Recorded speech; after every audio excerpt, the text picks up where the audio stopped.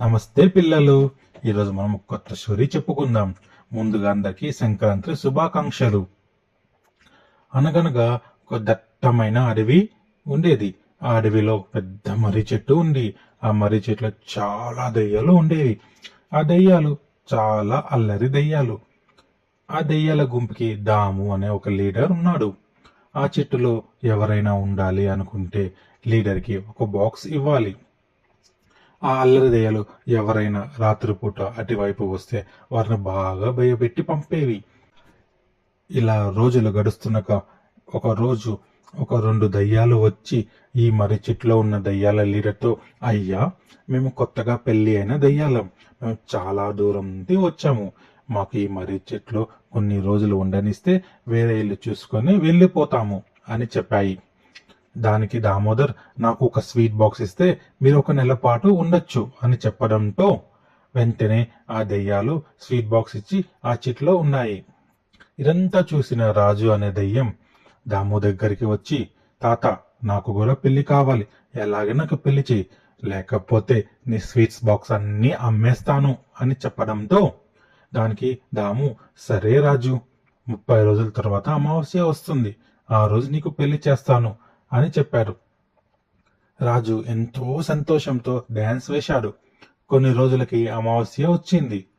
రాజు దాము దగ్గరికి వచ్చి, తాత, నాకు పెళ్లి చేస్తావా లేడా అని మళ్ళీ అడిగాడు. దానికి దామోదర్, ఇక్కడికి 50 కిలోమీటర్ల దూరంలో ఒక పెద్ద బంగ్లా ఉంది. ఆ బంగ్లాలో అమూల్య అనే ఒక అందమైన దెయ్యం ఉంది, వెళ్ళి ఆ అమ్మాయిని పెళ్లి చేసుకో అని చెప్తాడు. అలాగే ఒకటి గుర్తుపెట్టుకో రాజు, ఆ అమ్మాయి కోసం చాలా కష్టపడాలి అని చెప్పాడు.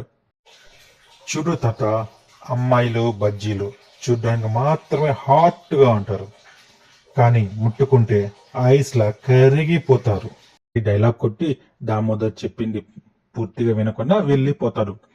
దూరంగా ఉన్న బంగ్లాలోకి వెళ్ళి, ఓయ్ నా పెళ్ళామా, వసేయ్ నా పెళ్ళామా అని అంటాడు. దానితో బంగ్లా అండి, ఎవడ్రా నువ్వు అని ఒక ముసలి దెయ్యం వస్తుంది. వెంటనే, నేను నీ మనవరాలి మొగోడుని, వెళ్ళి నా అమ్ము బేబీని తీసుకొనిట అర్జెంటుగా పెళ్లి చేసుకుని ఒక 100 మంది పిల్లల్ని టకా టకా టకా అని కనేయాలి అని అంటారు.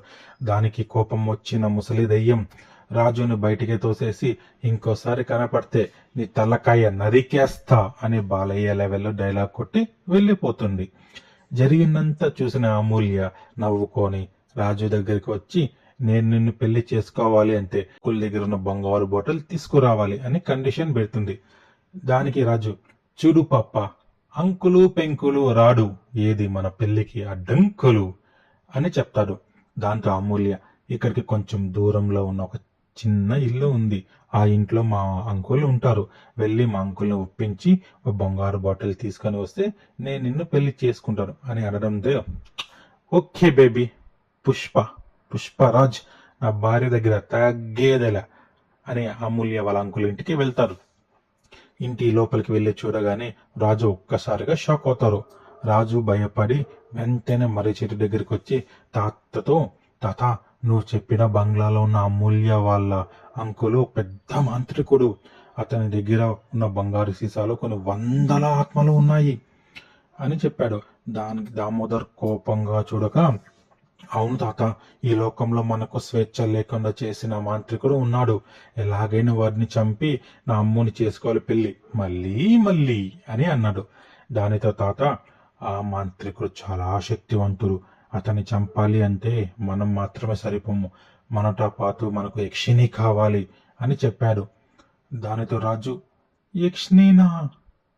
అది ఇంకా పెద్ద రాక్షసి తాత, ఎప్పుడు చూసినా నన్ను తినేస్తా అనే భయపెడుతుంది అని అనగా, తాత, లేదు రాజు, ఆ మాంత్రికుని చంపాలి అనుకుంటే మనకు యక్షిణి కావాలి, రేపు రాత్రికి మనం యక్షిణిని కలుస్తున్నాం అని చెప్పాడు. ఇంతకు ఆ మాంత్రికుడెవరు? రాజుకి తాతకు జరిగిన అన్యాయం ఏమిటి? అసలు ఈ యక్షిణి ఎవరు? వచ్చే వారం తెలుసుకుందాం. పిల్లలు, మీకు ఈ కథ నచ్చితే దయచేసి లైక్ చేసి, షేర్ చేసి, సబ్స్క్రైబ్ చేయండి.